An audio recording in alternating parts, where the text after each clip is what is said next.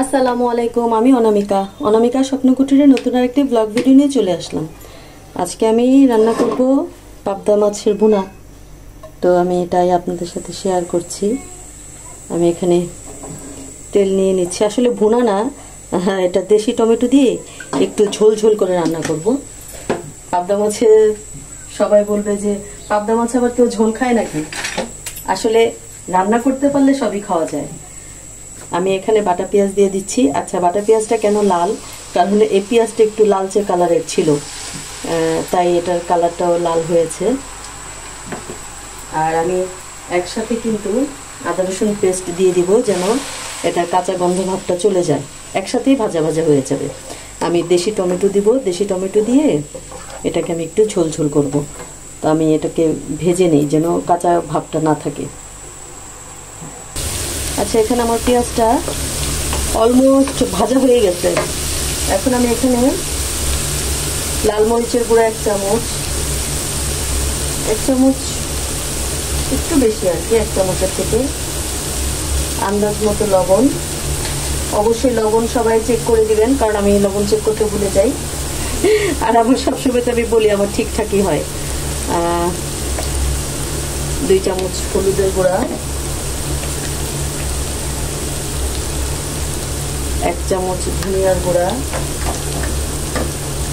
প্রথম দিয়েছি আমি ঝালমরিচের গুঁড়া লাল, আর এখন দিব কাশ্মীরি লাল মরিচের গুঁড়ো।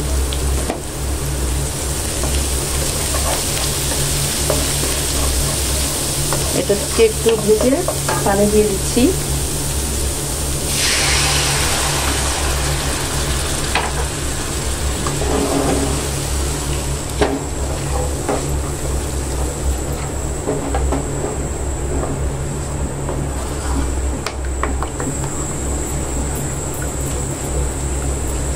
কাশ্মীরি লাল মরিচের গুঁড়োটা দিলে কি হয়, আপনার একটু ভুনা টাইপের তরকারিতে কালারটা অনেক সুন্দর আসে।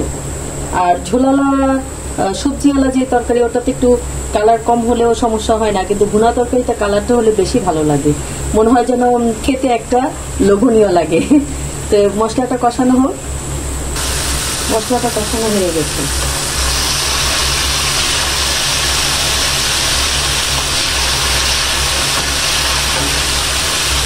মাছ দিয়ে দিব। মাছ দিয়ে তারপর আমি পানি দিয়ে দিব, ঝোল দিয়ে দিব।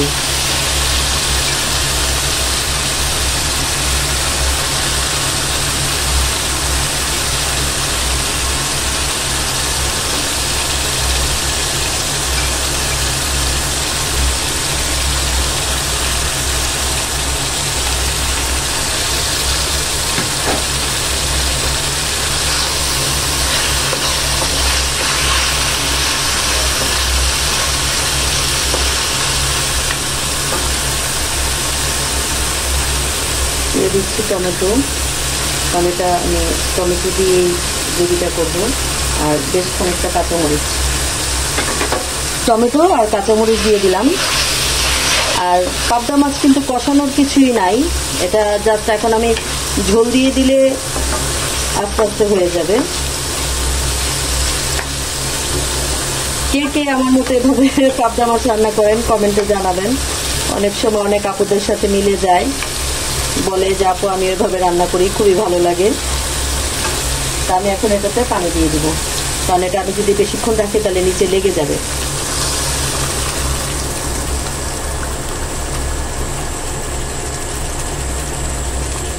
যেহেতু একটু ঝোল ঝোল রাখবো, সেহেতু আমি একটু বেশি পানি দিচ্ছি। আর আপনারা অবশ্যই লবণটা চেক করে দেখবেন, আমার তো ঠিকঠাকই হয়।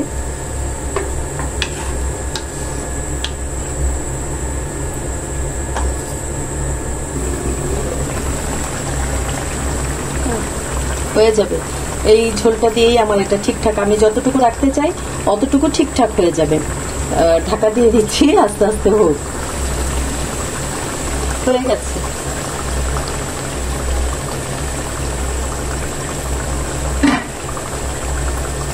এটাকে এভাবে একটু নাড়া দিয়ে দিচ্ছি, কারণ আমি যদি এখন হাঁড়ি দিয়ে কিছু করতে যাই তাহলে হয়তো বা এটা মানে কাঠের চামচ দিয়ে কিছু করতে চাই, তাহলে মাছটা কি হবে, ভেঙে যাবে। তো আমি এর জন্য আস্তে আস্তে এটাকে এভাবে দিয়ে এখন আমি এটাতে ধনিয়া পাতা দিয়ে নামিয়ে ফেলবো।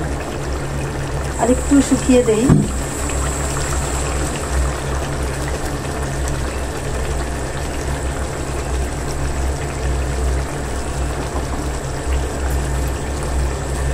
এখন আমি ধনিয়া পাতা দিয়ে নামিয়ে ফেলবো। তো সবাই আমার চ্যানেলটিকে লাইক কমেন্ট শেয়ার করবেন, সাবস্ক্রাইব করবেন।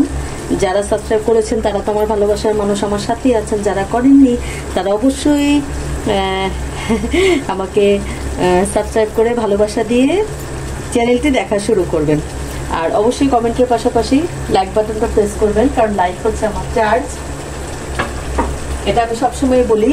আর সবাই আমার জন্য দোয়া করবেন, আমি যেন ভালো থাকি, সুস্থ থাকি আমার পরিবার নিয়ে। আমিও দোয়া করি আপনারা আপনাদের পরিবার নিয়ে সুস্থ থাকেন, ভালো থাকেন, নিরাপদে থাকেন। আর কেমন হলো পাবদা মাছ রান্নাটি, আর এভাবে করে খেয়ে আমাকে কমেন্টে জানাবেন আসলে এটা কতটুকু টেস্টি। আর এই তো রান্না শেষ। আসসালামু আলাইকুম।